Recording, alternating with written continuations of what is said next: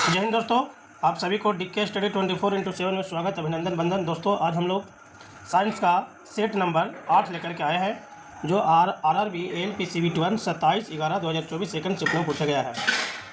दोस्तों आप सभी को पता है कि मेरे द्वारा साइंस का सेशन चलाया जा रहा है, और आपको ये भी पता है कि जितना भी सेशन चलाया जा रहा है, जितना भी क्वेश्चन करवाए जा रहे हैं, वो सारे के सारे क्वेश्चन 2024 में रेलवे के द्वारा पूछा गया सवाल है।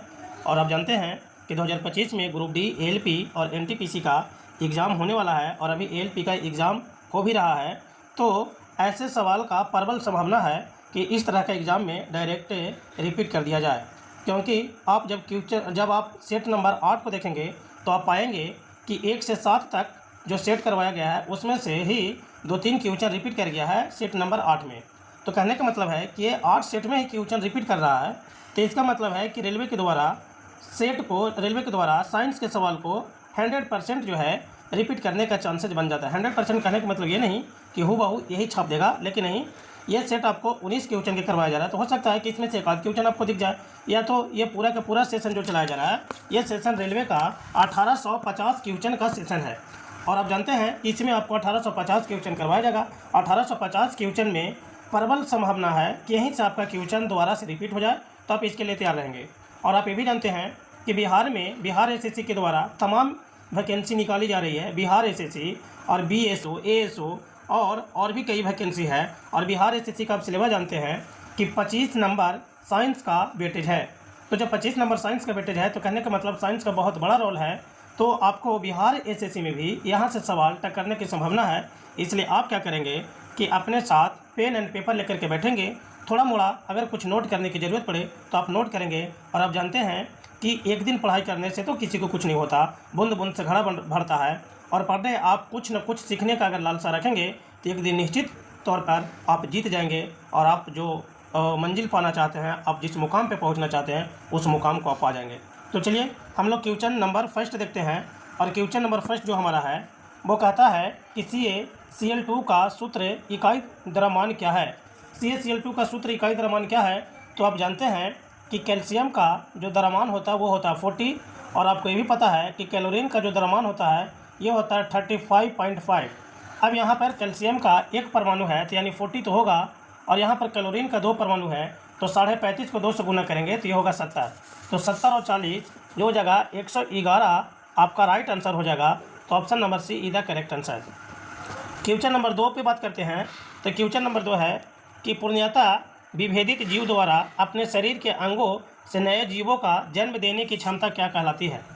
तो आपको बताया गया था कि वह जीव बताइए जो अपने आप को पुनर्जन्म करे, या अपने आप को फिर से एग्जिस्ट में ले आए, तो उसको हम लोग बोले थे, उसको बोला जाता है पुनर्जन्म।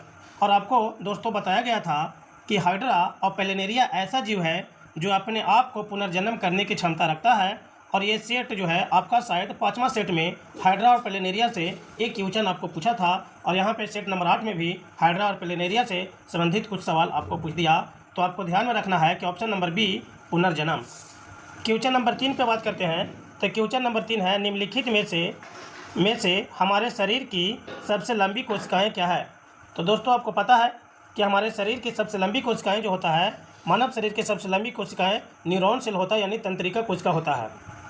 आपको जब क्लास में साइटोलॉजी पढ़ाया जा रहा था तो बताया गया था कि सबसे बड़ा कोशिका शुतुरमुर्ग की अंडा की कोशिका, सबसे छोटा कोशिका माइकोप्लाज्मा की कोशिका। और अगर मानव में पूछे कि मानव में सबसे बड़ा कोशिका किसका है, तो मानव में सबसे बड़ा कोशिका तंत्रिका कोशिका है। क्या है? मानव में सबसे बड़ा कोशिका तंत्रिका कोशिका है। सबसे बड़ा नहीं, सबसे लंबा। सबसे बड़ा अगर पूछेगा तो ओवम बताओगे, और ओवम मतलब जिसको बोलते हैं अंडाणु। क्या बोलते हैं? अंडाणु। अंडाणु मानव में सबसे बड़ा कोशिका होता है, और मानव में सबसे छोटा कोशिका जो होता है वो होता है शुक्राणु। शुक्राणु मानव में सबसे छोटा कोशिका, अंडाणु मानव में सबसे बड़ा कोशिका, और तंत्रिका तंत्र मानव में सबसे लंबी कोशिका होता है। तो इस हिसाब से आपका राइट आंसर हो जाएगा option number C is the correct answer. Question number 4 पे बात करते हैं कि निम्नलिखित में से कौन सा हार्मोन सभी अंगों के विकास को उद्दीपित करता है? तो वह कौन सा हार्मोन है जो सभी अंगों को विकास करता है? तो यह आपका हो जाएगा विरोधी हार्मोन। राइट आंसर आपका हो जाएगा option number A is the correct answer. Question number 5 carbon के ही अन्य परमाणुओं के साथ आबंध बनाने की अद्वितीय क्षमता होती है, इस गुणधर्म को डैश के नाम से जाना जाता है। तो कार्बन में कार्बन के परमाणुओं के साथ जो श्रृंखला बनाने की, जो अबंध बनाने की जो क्षमता होती है उसे क्या बोलते हैं? श्रृंखलन बोलते हैं। तो राइट आंसर हो जाएगा option number D is the correct answer. Question number 6, निम्नलिखित विकल्पों में से उस विकल्प का चयन कीजिए जो सभी जैव निम्नीकरण योग्य सामग्री को दर्शाता है। तो दोस्तों आपको पता है कि जैव निम्नीकरण पदार्थ या सामग्री वह है जो प्रदूषण में योगदान दिए बिना बैक्टीरिया या किसी अन्य प्राकृतिक जीव द्वारा शीघ्रता से विघटित हो जाता है, उसी को बोलते हैं हम लोग जैव निम्नीकरण योग्य सामग्री। कहने का मतलब कि जो प्रदूषण फैलाए बिना अपने आप को डिकम्पोज कर ले, अपने आप को खंडित कर ले, वो सारे का सारे सामग्री को क्या बोलते हैं? जैव निम्नीकरण सामग्री। तो चलिए देखते हैं कि इसमें वह कौन सा ऑप्शन है जो विखंडित भी हो जाए और प्रदूषण को नुकसान भी नहीं पहुँचे, वातावरण को नुकसान भी नहीं पहुँचे, प्रदूषण बढ़े भी नहीं। तो कांच के बोतल, दूध का पैकेट, अंडे के छिलके, केले के छिलके, ये आपको प्रदूषण कर देगा और वातावरण को प्रदूषित कर देगा। दवा की बोतल, पुराना जूता, बासी बिस्कुट, यहाँ से भी प्रदूषण फैल जाएगा। अंडे के छिलके, चाय की पत्तियाँ और आलू के छिलके, ये बिना प्रदूषण फैलाए हुए, बिना प्रदूषण में योगदान दिए हुए ये डिकम्पोज हो जाएगा। इसलिए आपका सही जवाब हो जाएगा ऑप्शन नंबर सी। और ऑप्शन नंबर सी जो है जैव निम्नीकरणीय योग्य सामग्री है। क्वेश्चन नंबर 8 पर हम बात करते हैं। क्वेश्चन नंबर 8 जो है, यदि एक प्रकाश किरण का अपवर्तनांक n1 के माध्यम से अपवर्तनांक n2 के माध्यम में इस प्रकार यात्रा कर रही है तो आपतन कोण I अपवर्तन कोण R तो n1/n2 बराबर होगा। देखिए दोस्तों, आप लोग को क्लास में करवाया गया था, प्रकाश का अपवर्तन पढ़ाया गया था। तो प्रकाश का अपवर्तन में यह करवाया गया था कि जब प्रकाश एक माध्यम से दूसरे माध्यम में प्रवेश करता है तो इस घटना को प्रकाश का अपवर्तन कहा जाता है। और दोस्तों एक बार बीपीएससी में ये सवाल पूछ लिया कि प्रकाश के अपवर्तन में क्या नहीं बदलता, तो प्रकाश के अपवर्तन में सब कुछ नहीं बदलता, सब कुछ बदल जाता है, सिर्फ 2 चीज़ को छोड़ करके। प्रकाश के अपवर्तन में रंग नहीं बदलता, प्रकाश का रंग क्या है? रंग नहीं बदलता। और दूसरा जो है प्रकाश के अपवर्तन में फ्रीक्वेंसी नहीं बदलता, फ्रीक्वेंसी यानी आवृत्ति नहीं बदलता।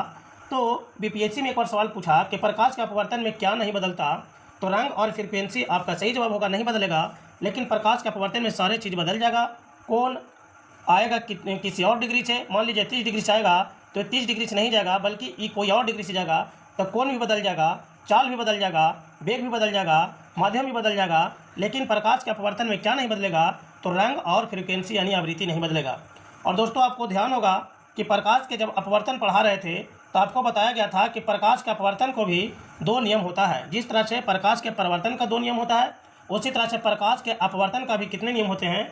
2 नियम होते हैं। और पहला नियम आपको बताया गया था कि आपतित किरण और अपवर्तित किरण और आपतन बिंदु तीनों हमेशा एक ही तल में होते हैं। दूसरी बात बताया गया था प्रकाश के अपवर्तन का दूसरा बात स्नेल्स का नियम। क्या बताया गया था? स्नेल्स लॉ बताया गया था। और आपको पता है कि स्नेल्स साहब ने क्या थ्योरी दिया था? तो स्नेल्स साहब ने जो थ्योरी दिया उसको बोलते हैं स्नेल्स लॉ। और इन्होंने थ्योरी दिया था कि sine I upon sine R बराबर n2/n1 होता है। अब चलिए हम क्वेश्चन पे बात करते हैं कि जो सवाल है ये सवाल कैसा है। तो कहता है यदि एक प्रकाश किरण अपवर्तनांक n1 के माध्यम से अपवर्तनांक n2 के माध्यम में इस प्रकार यात्रा कर रहा हो कि आपतन कोण I अपवर्तन कोण R तो n1/n2 के बराबर है।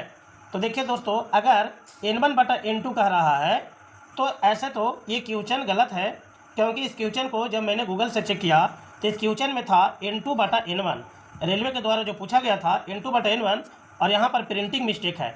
अगर n2/n1 आप सही मानोगे तो स्नेल साहब ने बताया था कि sine I upon sine R बराबर क्या होता है? n2/n1। लेकिन अगर कोई ये कहे कि नहीं सर हम क्वेश्चन को सही मानेंगे और n1/n2 हम करते हैं, तो n1/n2 बराबर आप क्या कर दोगे? उलट दोगे और लिखोगे sine R upon sine R। लेकिन मैं तो कहूँगा कि क्वेश्चन आपका साथ में थोड़ा सा एरर था और वो क्वेश्चन सही कर लीजिए, n2/n1 कर लीजिए। और जब n2/n1 करेंगे तो राइट आंसर जो हो जाएगा option number B is the correct answer, और यही स्नेल्स नियम कहलाता है। क्वेश्चन नंबर 8 पे बात करते हैं। किसी बिंदु पर चुंबकीय क्षेत्र रेखाएं की दिशा बताने के लिए किस उपकरण का उपयोग किया जाता है? तो किसी बिंदु पर चुंबकीय क्षेत्र रेखाएं बताने के लिए किस उपकरण का प्रयोग किया जाता है? तो पहले हम लोग चुंबकीय क्षेत्र रेखाएं के बारे में थोड़ा सा बेसिक जानकारी ले लें। दोस्तों जब आपको मैग्नेट पढ़ाया जा रहा था तो बताया जा रहा था कि यह है बार मैग्नेट। क्या है बार मैग्नेट? यानी क्षण चुंबक है, और क्षण चुंबक का दो पोल होता है, एक होता है साउथ पोल, एक होता है नॉर्थ पोल, एक होता है साउथ पोल। और आपको ये भी बताया गया था कि जब चुंबक के बाहरी क्षेत्र रेखाओं की बात करें तो क्षेत्र रेखाएं जो है नॉर्थ पोल से साउथ पोल की ओर प्रवेश करता है, क्षेत्र रेखाएं नॉर्थ पोल से साउथ पोल की ओर प्रवेश करता है। लेकिन जब चुंबक के अंदर बात करेंगे तो साउथ पोल से नॉर्थ पोल की तरफ क्षेत्र रेखाएं प्रवाहित होती है। तो यहाँ पर तो पहले बेसिक जानकारी ये रखना है कि क्षण चुंबक में दो पोल होते हैं, एक नॉर्थ पोल एक साउथ पोल, और चुंबक के बाहर में जो चुंबकीय क्षेत्र रेखाएं जो होती है वो नॉर्थ से साउथ और चुंबक के अंदर साउथ से नॉर्थ की ओर प्रवेश करता है। तो ये आपको बेसिक जानकारी होना ही चाहिए था। उसके बाद जो है क्वेश्चन पर हम लोग आते हैं कि क्वेश्चन क्या कहता है। तो कहता है कि किसी बिंदु पर चुंबकीय क्षेत्र रेखाएं की दिशा बताने के लिए किस उपकरण का प्रयोग किया जाता है? तो ये चुंबकीय द्विसूचक का प्रयोग किया जाता है। दोस्तों जानते हैं कि ये क्षेत्र रेखाएं अनंत होंगे, कितने भी होंगे, और हम चाहते हैं कि क्षेत्र रेखाएं का दिशा किधर की ओर है। तो इसको क्षेत्र रेखाएं की दिशा को जानना है तो एक जो होता है आता है चुंबकीय द्विसूचक, उसके द्वारा हम बता सकते हैं कि चुंबकीय क्षेत्र रेखाएं का दिशा किधर है। तो राइट आंसर हो जाएगा आपका option number B is the correct answer. और आपको पता है कि चुंबकीय क्षेत्र रेखाएं के कुछ गुण आपको बता ही दिया गया कि चुंबकीय क्षेत्र जो होता है एक बंद लूप होता है। आपने सही सुना कि मान लीजिए कि यह आपका चुंबक है और यह आपका नॉर्थ है, यह साउथ है, तो ये जो क्षेत्र रेखाएं जो होंगे ये बंद लूप होगा, यानी बंद लूप होता है। उसके बाद आपको बताया गया कि इसकी दिशा जो होता है उत्तरी ध्रुव से दक्षिणी ध्रुव की ओर, और दक्षिणी ध्रुव की ओर चुंबक के बाहर तथा चुंबक के अंदर इसकी दिशा दक्षिणी ध्रुव से उत्तरी ध्रुव की ओर होता है। चुंबकीय क्षेत्र रेखाएं एक दूसरे के निकट होती है तो इसकी क्षेत्र परबल होता है। मान लीजिए कि चुंबकीय क्षेत्र रेखाएं कई है और चुंबकीय क्षेत्र रेखाएं जब एक दूसरे के निकट होगा तो इस क्षेत्र में चुंबकीय क्षेत्र रेखाएं परबल होगा, जबकि यहाँ पर चुंबकीय क्षेत्र रेखाएं जो क्या होगा वो आपका होगा यहाँ पर चुंबकीय क्षेत्र रेखाएं दुर्बल होगा इसके अपेक्षा। तो ये तमाम चीज़ें आपको क्लास में करवाई जाती है और आपको बोला जाता है कि दोस्तों आप बढ़िया से रिवीजन करें, क्योंकि एग्जामिनर सवाल यहीं से उठाता है। और जो मेरे से क्लास किए हैं उनको तो बहुत अच्छे से समझ में आ रहा होगा कि हाँ सर आपने ऐसा डिस्कस जरूर किया था। तो ऑप्शन नंबर यहाँ पे क्या हो जाएगा, ऑप्शन नंबर बी सही जवाब हो जाएगा। अब क्वेश्चन नंबर 9 पे आते हैं। पृथ्वी और चंद्रमा के बीच गुरुत्वाकर्षण बल के बारे में निम्नलिखित में से कौन सा कथन सही है? तो दोस्तों गुरुत्वाकर्षण बल के बारे में आपको बताया गया था कि मान लीजिए एक वस्तु है m1 और एक वस्तु है m2, एक वस्तु है m1 और एक वस्तु है m2, और ये दोनों के बीच का कुछ दूरी है जिसको r से डिनोट किया जाता है। और चुंबकीय गुरुत्वाकर्षण बल का बारे में आपको बताया गया था कि जो ग्रेविटेशनल फोर्स होता है वो इन्वर्सली प्रोपोर्शनल होता है दूरी के स्क्वायर का। और एक और आपको बताया गया था, ये पहला इक्वेशन बताया गया था, और दूसरा इक्वेशन बताया गया था कि जो गुरुत्वाकर्षण बल होता है वो जो होता है ये मास के मल्टीप्लाई के समानुपाती होता है। और जब ये दोनों को हम लोग मिलाते थे तो ये फार्मूला डेवलप किए थे। फार्मूला ये डेवलप किए थे कि F बराबर G m1 बटा m1 m2 बटा r स्क्वायर। कहने का मतलब कि गुरुत्वाकर्षण बल का यही फार्मूला है। और जहाँ पर m1 बताया गया था कि मास ऑफ प्लैनेट, एक प्लैनेट का मास, और m2 जो है दूसरे प्लैनेट का मास, जबकि r से हमने ये बताया था कि एक प्लैनेट का डिस्टेंस दूसरे प्लैनेट से कितना है। और जो कैपिटल जी है इसको बोला गया था ग्रेविटेशनल कांस्टेंट। और ग्रेविटेशनल कांस्टेंट ये हर जगह सेम रहता है, ये कहीं पर भी नहीं बदलता है, इसलिए इसको ग्रेविटेशनल कांस्टेंट कहा जाता है। अब हम लोग बात करते हैं कि क्वेश्चन क्या कह रहा है। क्वेश्चन कह रहा है कि जब चंद्रमा पृथ्वी से दूर होता है तो गुरुत्वाकर्षण बल विकर्षित होता है। जी नहीं, गुरुत्वाकर्षण बल का जो नेचर जो होता है वो अट्रैक्टिव नेचर का होता है, गुरुत्वाकर्षण बल आकर्षित होता है। तो ऑप्शन नंबर ए गलत हो गया। ऑप्शन नंबर बी बात करते हैं कि जब चंद्रमा पृथ्वी से दूर होता है तो गुरुत्वाकर्षण बल आकर्षक और अधिक होता है। जब चंद्रमा पृथ्वी से दूर होगा तो गुरुत्वाकर्षण बल कम हो जाएगा, क्योंकि फार्मूला में आपको बताया गया कि F बराबर जो होता है G m1 m2 बटा r स्क्वायर। जब आप दूरी को बढ़ाएंगे तो गुरुत्वाकर्षण बल कमेगा, जब आप दूरी को घटाएंगे तो गुरुत्वाकर्षण बल बढ़ेगा। तो इसलिए आपका जो है ये भी गलत हो जाएगा। तो ऑप्शन नंबर जो है सी भी आपका रॉन्ग हो गया। ऑप्शन नंबर सी पर बात करते हैं। अभी बी को रॉन्ग किए थे, ए को रॉन्ग किए थे। ऑप्शन नंबर सी, जब चंद्रमा पृथ्वी के करीब होता है तो गुरुत्वाकर्षण बल आकर्षण और अधिक होता है। बिल्कुल सही, जब चंद्रमा पृथ्वी के करीब होगा तो गुरुत्वाकर्षण बल अधिक भी होगा और आकर्षण भी होगा। ऑप्शन नंबर डी आप देख ले, जब चंद्रमा पृथ्वी से दूर होता है तो गुरुत्वाकर्षण बल विकर्षण और न्यूनतम होता है। तो गुरुत्वाकर्षण बल का नेचर जो होता है वो अट्रैक्टिव होता है, विकर्षण का कोई सवाल ही नहीं है। तो यह ऑप्शन आपका डी भी गलत है और option number C is the correct. दोस्तों आपको बताया गया था कि ब्रह्मांड का सबसे वीकेस्ट फोर्स अगर बोलेगा, ब्रह्मांड का सबसे वीकेस्ट फोर्स बोलेगा, वीकेस्ट फोर्स यानी ब्रह्मांड का सबसे दुर्बल बल बोलेगा तो क्या बताओगे? गुरुत्वाकर्षण बल ब्रह्मांड का सबसे कमज़ोर बल है, सबसे दुर्बल बल है। और अगर पूछेगा कि सबसे मजबूत बल ब्रह्मांड का क्या है तो न्यूक्लियर फोर्स है, यानी नाभिकीय बल है। तो आपको ये छोटे छोटे बात भी ध्यान में रखना चाहिए, जो आपको कल जाकर हो सकता है एग्जामिनर यही सवाल पूछे तो आप उसको बताने के लिए सफिशिएंट ज्ञान रखते हो। क्वेश्चन 10 है, जब सोडियम सल्फेट और बेरियम क्लोराइड के साथ अभिक्रिया करता है तो निम्नलिखित में से किस उत्पाद का निर्माण करता है? तो दोस्तों जब सोडियम सल्फेट और बेरियम क्लोराइड अभिक्रिया करता है तो ये क्या करता है? सफ़ेद अपक्षेप बनाता है और BaSO4 और 2NaCl और कैसा अपक्षेप बनाता है? तो सफ़ेद अपक्षेप बनाता है। इसलिए आपका राइट आंसर हो जाएगा B is the correct answer. Option question number 14 पर बात करते हैं कि जब 1 ओम और 2 ओम वाले प्रतिरोध पार्श्व संयोजन में जुड़े होते हैं तब प्रतिरोध के संयोजन का तुल्य प्रतिरोध ज्ञात करें। कहने का मतलब है कि पार्श्व संयोजन आपको पहला स्टेप में बताया गया था कि 2 तार है और 2 तार को संयोजन करने का 2 तरीका है। मान लीजिए कि एक वायर ये है और एक वायर ये है, तो इसको अगर सीधे सीधे जोड़ देंगे तो इसको बोलते हैं सीरीज कम्बिनेशन यानी श्रेणी क्रम।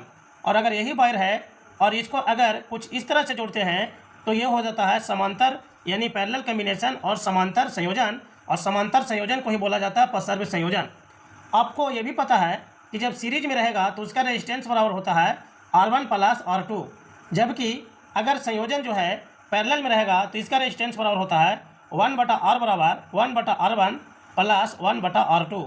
ये आपको बहुत अच्छे से जानकारी होगा। अब यहाँ पर कहता है दोस्तों कि कैसा संयोजन है, तो पार्श्व संयोजन है यानी पैरेलल कम्बिनेशन है। तो तुल्य प्रतिरोध निकालना 1/R बराबर पहला रेजिस्टेंस जो दे दिया है 1 दिया है तो 1/R1 1 और 1/R2 करेंगे तो 1/R2 जो हो गया 2, यानी 1 और 1.5 मिलाएंगे तो 1/R बराबर 1 और आधा मिलाएंगे तो हो जाएगा 1.5। इसलिए R बराबर अगर हम बात करेंगे तो R बराबर क्या होगा? 2/3 is the correct answer. Option number D आपका सही जवाब होगा, जो आपको उम्मीद है कि समझ में आया होगा। विभाज्योतक उत्तल की कोशिकाएं अत्यधिक क्रियाशील होती है लेकिन उसके पास डैश का अभाव होता है। विभाज्योतक उत्तल की कोशिकाएं अधिक क्रियाशील होती है, इसमें कोई दिक्कत नहीं। और उसके पास जो होता है राजधानी का अभाव होता है यानी वैक्यूल्स का अभाव होता है, फिर भी ये जो है अत्यधिक क्रियाशील होता है। तो option number A is the correct answer. अब क्या है, आपतल दर्पण से प्रकाश के परिवर्तन के मामले में जब प्रकाश की एक समांतर किरण परावर्तक सतह पर पड़ती है तो परिवर्तित प्रकाश, आपको कई बार जब दर्पण पढ़ाया जाता है तो बताया जाता है कि जब अवतल दर्पण में प्रधान अक्ष के समांतर जितने भी किरणें पड़ते हैं वो सारे के सारे किरणें एक बिंदु पर इकट्ठा हो जाता है, और इस गुण के वजह से अवतल दर्पण को अभिसारी दर्पण कहा जाता है। और जिस बिंदु पर इकट्ठा होता है उस बिंदु को हम लोग बोलते हैं फोकस बिंदु। तो यहाँ पर बात करते हैं कि अवतल दर्पण से प्रकाश के परिवर्तन के मामले में जब प्रकाश की एक समांतर किरण परावर्तक सतह पर पड़ती है तो परावर्तित प्रकाश डैश क्या है? तो परावर्तित प्रकाश जो है वक्रता केंद्र से विचलित होता है, वक्रता केंद्र से नहीं। वक्रता केंद्र पर अभिसरित होता है, वक्रता केंद्र पर नहीं। ये फोकस पर जो होता है अभिसरित होता है, फोकस पर कलेक्ट होता है। इसलिए आपका राइट आंसर जो होगा ये होगा मुख्य फोकस पर अभिसरित होता है, इसलिए अवतल दर्पण को अभिसारी दर्पण भी कहा जाता है। तो राइट आंसर आपका क्या हो जाएगा? D is the correct answer. Question number 17 पे बात करते हैं, निम्नलिखित में से किस घटना में एक ठोस द्रव में परिवर्तित हो जाता है? यानी ठोस जो है द्रव में परिवर्तित हो जाएगा तो उसको बोलते हैं मेल्टिंग। मेल्टिंग का हिंदी में बोलते हैं पिघलन। और आपको जब कोई ठोस है और डायरेक्ट द्रव में बदल जाए यानी लिक्विड में बदल जाए तो इसमें क्या हो गया? मेल्टिंग होता है। बर्फ़ जो है, बर्फ़ आइस क्यूब लिए और ये पिघल करके पानी बन जाता है यानी द्रव बन जाता है, तो इसमें क्या होता है? बर्फ़ का मेल्टिंग होता है। तो यहाँ पर आपका सही जवाब हो जाएगा ऑप्शन नंबर बी, पिघलन यानी मेल्टिंग। दोस्तों आपको ये भी जानकारी रखना चाहिए कि उदरपातन क्या होता है। तो जब ठोस डायरेक्ट किस में बदल जाए? गैस में बदल जाए, तो इस घटना को उदरपातन कहते हैं, उदरपातन कहते हैं यानी सब्लिमेशन कहते हैं। और आप लोग जानते होंगे कि इसका बेस्ट एग्जांपल जो है वो है कपूर। जब आप कपूर को कपड़ा में बक्सा में रखते हैं तो वो ठोस रहता है, लेकिन कुछ दिनों के बाद देखते हैं तो कपूर रहता ही नहीं है, कपूर गैस बन जाता है। तो कपूर में जो परिवर्तन होता है वो ऊर्ध्वपतन का होता है। फिर हम लोग देखते हैं कि निक्षेपण के बारे में आप जानते होंगे, तो अब बताइए, कमेंट कीजिए कि निक्षेपण किसे कहते हैं। तो गैस का ठोस में रूपांतरण निक्षेपण कहलाता है। मान लीजिए कि कोई जो है गैस है, ये गैस है और इसका रूपांतरण जो हो जाएगा ये किस में हो जाएगा, ठोस में हो जाएगा, तो इस घटना को हम लोग क्या बोलते हैं, निक्षेपण कहते हैं। तो आपको ये भी जानकारी होगा। और आप ये बताइए संघनन किसे कहते हैं, कंडेंसेशन किसे कहते हैं। तो जब द्रव को ठोस में परिवर्तित किया जाता है तो उसको बोलते हैं हम लोग कंडेंसेशन यानी ठोसीकरण, और जब द्रव को किस में बदल देते हैं, ठोस में बदल देते हैं, तो इसको बोलते हैं ठोसीकरण। तो यहाँ पर जो आपका क्वेश्चन था निम्नलिखित में से, क्वेश्चन जो था निम्नलिखित में से किस घटना में एक ठोस द्रव में परिवर्तित हो जाता है, तो एक ठोस जो है द्रव में परिवर्तित हो जाएगा, वो मेल्टिंग होगा, विगलन is the right answer. Question 18 कि निम्नलिखित में से कौन सा एक कार्य का ऐसा मात्रक है।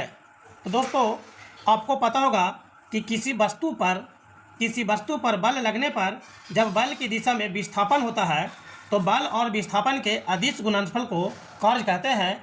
और आप जानते होंगे कि W बराबर F cos थीटा होता है।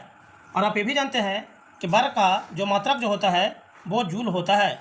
वर्ग का मात्रक यानी कार्य का मात्रक जो होता है जूल होता है, कार्य का जो मात्रक होता है न्यूटन मीटर भी होता है, और कार्य का मात्रक जो होता है ऊर्जा भी होता है, और कार्य का मात्रक किलोवाट घंटा भी होता है। तो क्या क्या होता है, कार्य का मात्रक जूल होता है, न्यूटन मीटर होता है, ऊर्जा होता है, और किलोवाट घंटा होता है।